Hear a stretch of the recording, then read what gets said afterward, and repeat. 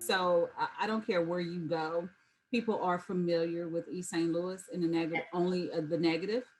I actually remember on a vacation on a cruise ship. It was they set you at a table with other people, and so you would get to know each other by saying where you were from. And so right away, I'm like, oh my goodness, you're from East St. Louis. You know what I'm saying? And so it's always a negative stigma associated with the city.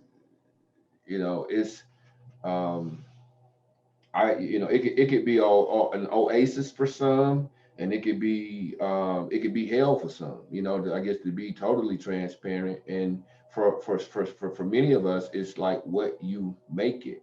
And I think it's interesting that a negative in East St. Louis becomes a uber negative somewhere else. Or a apartment complex in Edwardsville is a project in East St. Louis. They can look the exact same way, but it's like the continuing negative narrative about East St. Louis that I think that we have to overcome.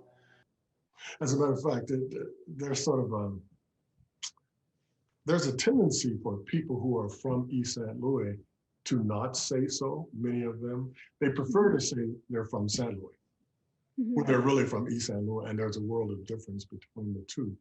But even when I was in the military and I would tell people that I was from East St. Louis, they thought that I was there for a gangster and or like a hardcore individual who was untrained and uneducated.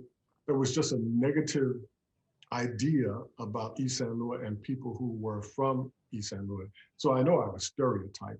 Everyone always felt like I was behind in everything, and I would need to be brought up to speed, which was kind of sad because that was not always the case. I was behind in some things, but not everything. As dangerous, as violent, as a place nobody would want to live. Um,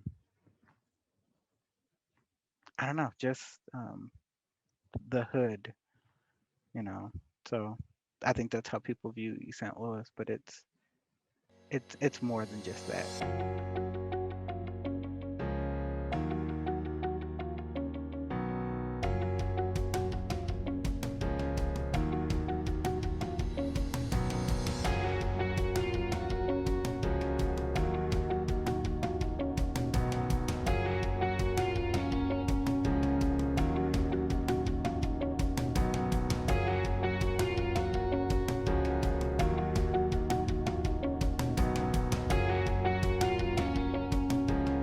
Isn't the negative, much of the negative stuff that people have in their heads about East St. Louis doesn't really exist anymore. The people who live there are just like anywhere else. They're decent people. They want to raise their kids in a good environment. They want good schools. They want a safe place, for them to be able to recreate and go with their kids. And so they're not the sort of gang banging militants that a lot of people still think that's what East St. Louis is. That really is not the case anymore. So it's changed, I guess, in that way, in that the perceptions that people have might still be the same, but the city is it's just basically struggling like everywhere else in America. I think at this point we're all struggling. Just the level of the community has remained the same. That has not subsided at all. People are still proud to call East St. Louis their hometown and still go back. I mean, if you go back for football games or graduations, it's packed. There's nowhere to sit. I've always hoped that before I left this earth that I would see an economic revitalization of the city. It just seems to be such a waste of geography and culture. The culture. the educational culture. Like when I think about the teachers, the people that had the biggest impact in my life were the educators in the community. All the elders who, encouraged me, that talked to me, that taught me things, that helped me navigate what was happening to me in East St. Louis versus what my possibilities were and what was happening outside of the community, and how people viewed us and how we viewed ourselves. Like the educators, the mentors, the people that I came in contact with, I hope that never changes. I hope that kids that grow up in that community continue to have the type of love, compassion, support that I had while being raised in East St. Louis. If I were to give a word of advice, it would be to fight back if you find yourself being victimized. And when I say fight back, I don't necessarily mean physically. I mean fight back in whatever way is best at that point in time. However, you need to address it. Fight back, speak up. The young people of today, they have so many different skill sets that I don't have. Things that they have been accustomed to, and tools that they can use for fighting. I'm not very good at social media and all those kinds of things, but I know all of my children and my grandchildren are, and I think they should use those modalities to get their message out and continue to fight against racial inequality. So that's what I would say. Fight back, don't stand idle. Be involved in some way in trying to bring about a solution.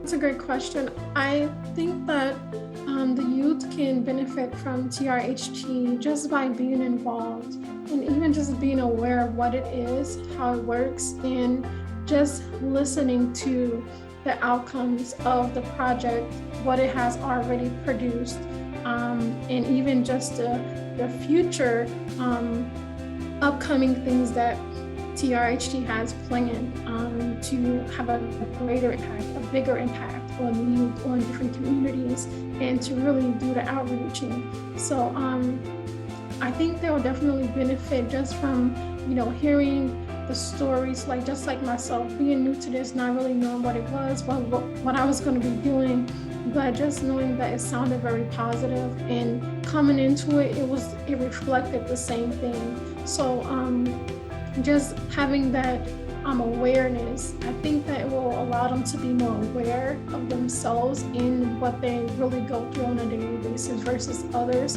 I think you have to think of what Martin Luther King was all about, or at least have a sense of that.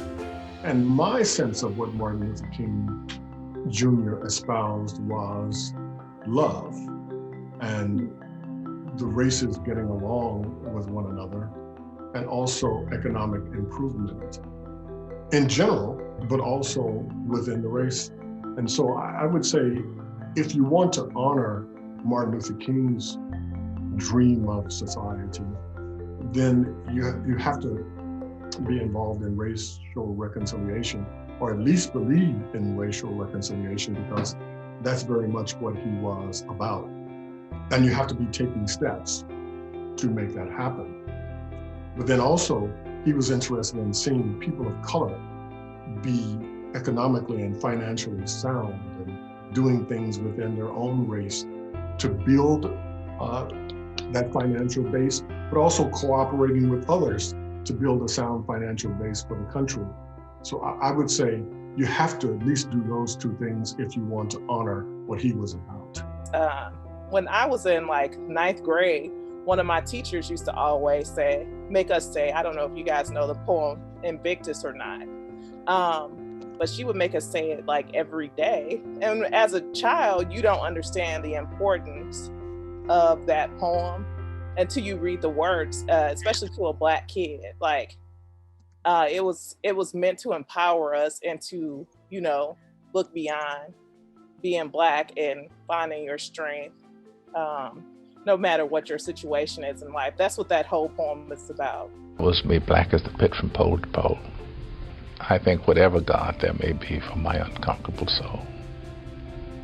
In the fell clutch of circumstance, I have not cried aloud. Under the bludgeonings of fate, my head is bloody, but unbowed. Beyond this place of wrath and tears looms but the shadow of the shade. Yet the menace of the years finds and shall find me, unafraid. God, it matters not how strait the gate, how punishment charged the scroll. I am the master of my fate. I am the captain of my soul.